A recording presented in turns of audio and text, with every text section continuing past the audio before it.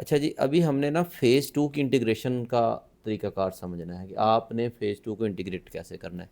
बड़ा सिंपल सा तरीक़ाकार है। सबसे पहले तो आपने अपने सॉफ्टवेयर के फ़ोल्डर में आ जाना है, ठीक है? और यहाँ पे आके जो है वो आपने यहाँ से रिक्वायरमेंट वाला ये लेना है, फेज़ 2 रिक्वायरमेंट, ठीक है? इसको कॉपी करो और ये जो एक फ़ोल्डर बनाओ उस कंपनी के नाम से, उसमें आके इसको कर दो पेस्ट, ठीक है?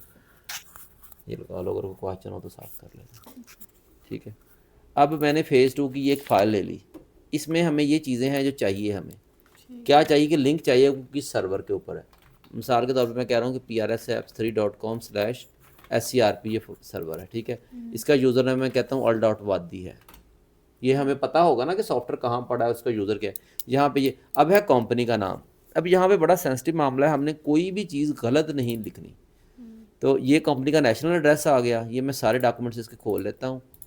ये इसका CR नंबर आ गया और ये इसका नाम आ गया। यहाँ से लेना है आपने इसका नाम, कंपनी का नाम, ये कॉपी किया और यहाँ पे पेस्ट कर दिया, ठीक हो गया।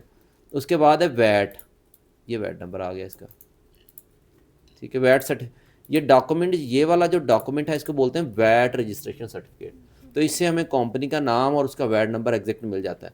लाजमी नहीं कि कस्टमर हमें ये चीज़ें दे, हमें कस्टमर हो सकता है रिटर्न में दे दे, लेकिन हमने अपने कस्टमर से ये वाली रिक्वायरमेंट लेनी है कि हमें फेज़ 2 के लिए ये चाहिए। अच्छा, अभी 1 2 3 4 5 6 7 8 9, नहीं, दोबारा काउंट करते हैं। 1 2 3 4 5 6 7 8 9 10। ये पहले 10 डिजिट्स आपने यहाँ से कॉपी कर लेने। ये इसका बन जाता है टिन। फर्स्ट 10 डिजिट्स, ठीक है। इसको हम क्या बोलते हैं? 10, टिन, ठीक है? ये हमारा लॉगिन आईडी होता है, ठीक है। ये उनका रूल है।